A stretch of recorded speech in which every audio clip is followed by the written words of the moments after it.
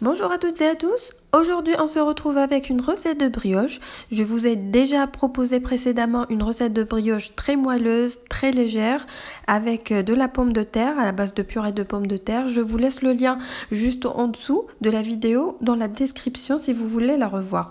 Aujourd'hui, je vous propose donc une autre manière de faire les brioches, très facile et inratable. Sans tarder, je vous laisse directement découvrir la recette.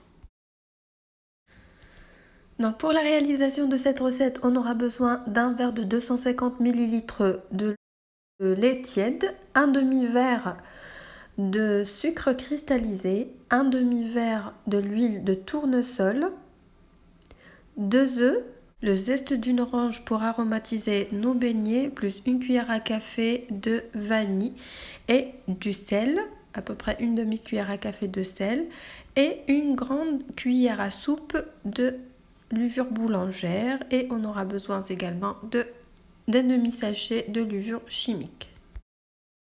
Et on passe directement à la préparation de nos brioches. Donc on va prendre un grand récipient. On met un œuf entier plus un blanc d'œuf. Le jaune d'œuf, on va le laisser de côté. Ça va nous servir pour le mettre sur la surface de nos brioches. On rajoute un demi-verre de sucre cristallisé.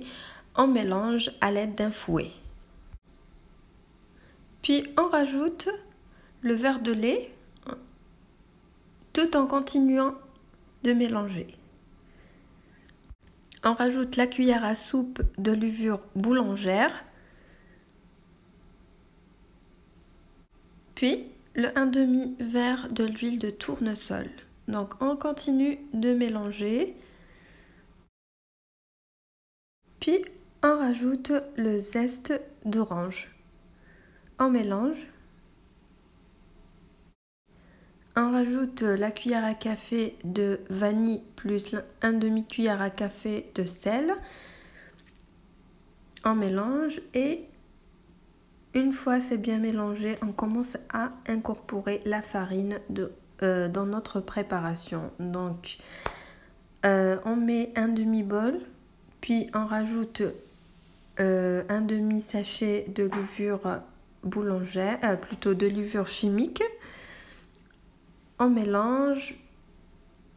Donc selon la consistance de la pâte, on continue de rajouter la farine jusqu'à avoir une consistance qui tient, donc une pâte qui tient, un peu collante, pas trop.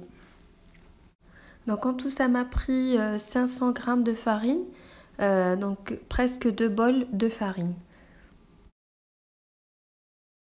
Donc j'ai mélangé ma pâte jusqu'à l'obtention d'une pâte bien homogène.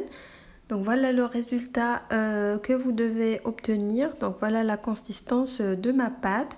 Donc à ce stade-là, on va couvrir et on va laisser la pâte se reposer pour une durée d'une demi-heure à peu près. Donc j'ai laissé ma pâte se reposer pour une durée de 30 minutes minimum. Maintenant on voit bien que notre pâte a doublé du volume. Maintenant on va procéder à former nos boules de brioche. Donc on va mettre dans notre main de l'huile de tournesol. Ça va nous aider parce que la pâte est collante. Donc ça va nous aider à former des boules. Donc on va mettre sur la main et sur la pâte un peu de l'huile de tournesol et on commence à former et à façonner nos brioches comme ceci. On les dispose ensuite sur un plateau bien fariné, comme ceci.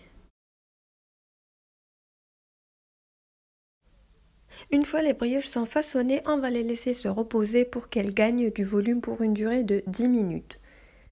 Après 10 minutes de repos, nos brioches sont gonflées, elles ont gagné du volume. On va ensuite mettre sur la surface supérieure de nos brioches, à l'aide d'un pinceau, du jaune d'œuf mélangé avec 2 cuillères à soupe de lait. pour qu'elles aient une couleur bien dorée. Ensuite, on va procéder à la décoration de nos brioches avec du sucre cristallisé ou des grains de votre choix tels que les grains de sésame.